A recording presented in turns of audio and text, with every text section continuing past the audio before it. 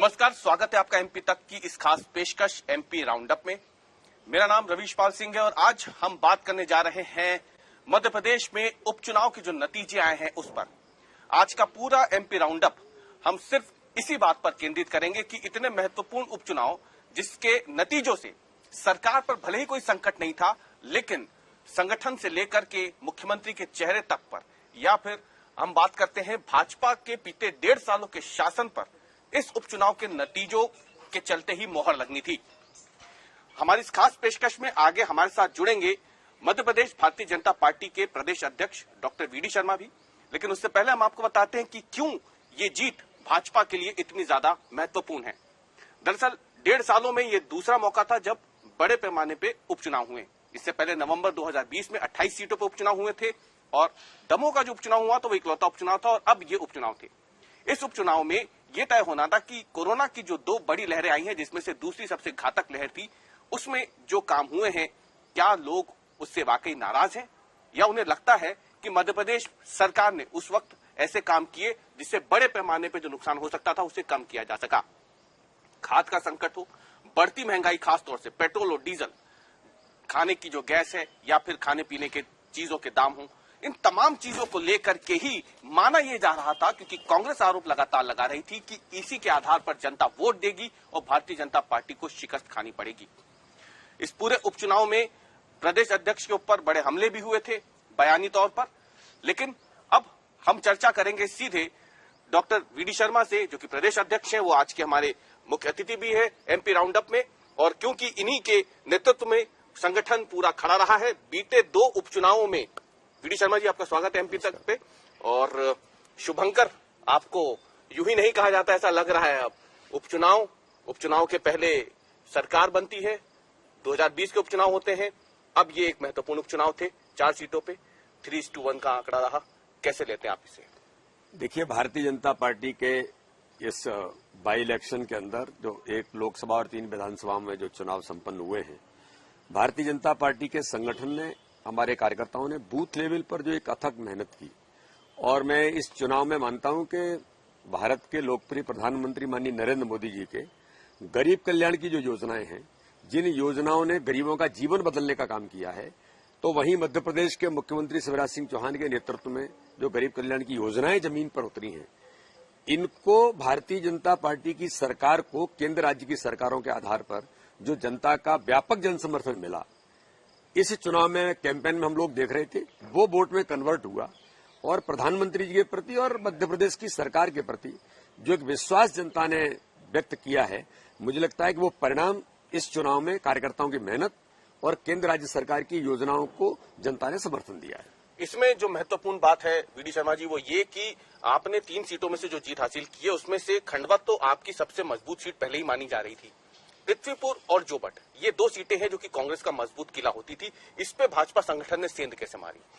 देखिए, कहीं न कहीं जोबट के अंदर जो हमारा जनजातीय अंचल है और कांग्रेस जिस प्रकार का भ्रम, छल, कपट, झूठ फैलाने का जो प्रयास कर रही थी, या मैं ये कहूं कि देश विरोधी ताकतों के साथ मिलकर जो जनजातीय समाज में, जनजातीय क्षेत्र में जिस प्रकार का वातावरण बनाने का प्रयास किया, लेकिन मध्य प्रदेश के सरकार ने गरीब कल्याण की योजनाओं के साथ साथ ट्राइबल क्षेत्र में जो विकास के एक लहर लेकर के मध्य प्रदेश की सरकार जो आई, 18 डिक्लेरेशंस जो किए, पैसा एक्ट कानून से लेकर के जनजातीय क्षेत्र के जो विकास का एक रोड मैप हमारी सरकार ने जो दिया, और माननीय प्रधानमंत्री लगातार उस क्षेत्र में गरीबों के कल्याण का जो काम कर रहे हैं, उसके आधार पर मुझे लगता है कि जनता ने कांग्रेस की छल कपट की राजनीति को ये समझा कि केवल और केवल झूठ बोलते हैं या हमको वोट बैंक मान करके इस प्रकार के प्रयास कर रहे हैं।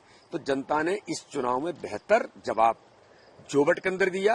नौजवान साथी हमारे, चाहे वो युवा मोर्चे के नेतृत्व में हो या बाकी जो वहां का नौजवान है, उसने भी इस चुनाव में बेहतर समर्थन भारतीय जनता पार्टी को किया।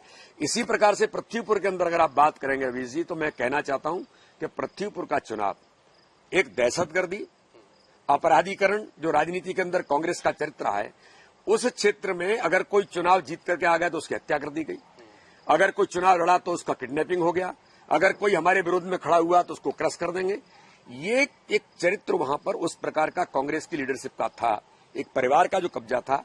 इस बार भाजपा के कार्यकर्ताओं ने तय किया था कि इसका जवाब कि पृथ्वीपुर को भयमुक्त बनाएंगे और विकास के रास्ते पर ले जाएंगे। मुझे लगता है कि जनता ने ये जो विल पावर के साथ खड़ी हुई जनता बूथ बूथ पर, उसका परिणाम यह है कि जनता ने कांग्रेस को आईना दिखाया कि आपकी छल कपट और देश विरोधी ताकतों के साथ खड़े होकर के जो भ्रम फैला रहे हैं वो नहीं चलेगा और आपके अपराधीकरण की राजनीति नहीं चलेगी। इसलिए इन दोनों विधानसभाओं के चुनाव में जनता ने कांग्रेस को आईना दिखाया और ऐतिहासिक बहुमत से बीजेपी को लोगों ने मतदान किया। बीडी जी, आपने कहा कि जनता ने आईना दिखाया, तो फिर रैगांव में जनता ने आईना किसे दिखाया? रैगांव के अंदर आपकी वो मामूली हार नहीं है, 31 सालों से आपका कब्जा।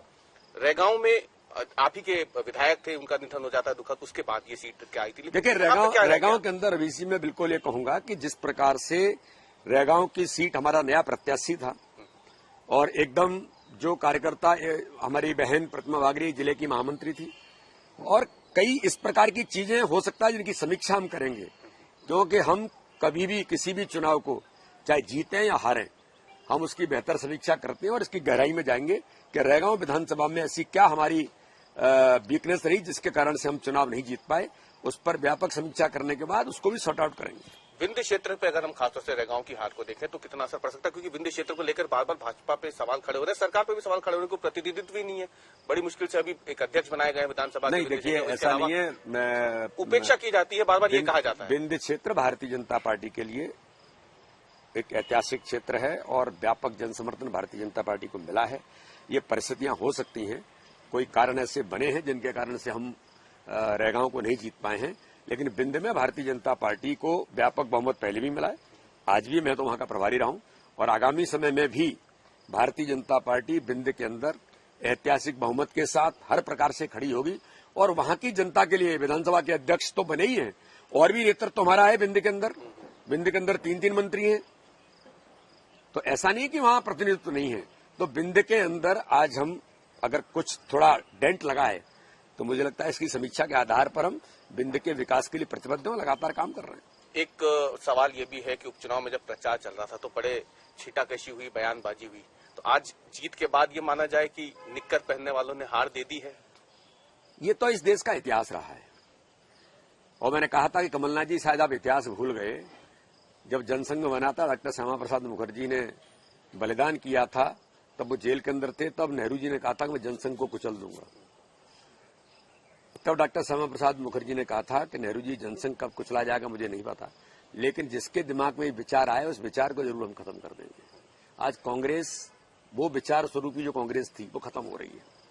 हम तो निक्कर पहन करके ही बड़े हुए, उस विचार में आकर के ही संस्कार प्राप्त किए और उसी का परिणाम है कि आज भारतीय जनता पार्टी के नेतृत्व ने मेरे जैसे छोटे कार्यकर्ता पर विश्वास व्यक्त करके मुझे भारतीय जनता पार्टी के प्रदेश के अध्यक्ष की जिम्मेदारी दी। तो मैं तो प्रदेश अध्यक्ष बनने की प्रक्रिया में हूं, मेहनत कर रहा हूं लगातार और लोगों से सीखने की प्रयास कर रहा हूं। मैंने तो कमलनाथ जी से कहा, कमलनाथ जी आपका जो अनुभव है कि मैं जब निक्कर पहनने नहीं सीखा था तब आप सांसद थे, तो मैं तो आपके अनुभव से भी सीखना चाहता हूं।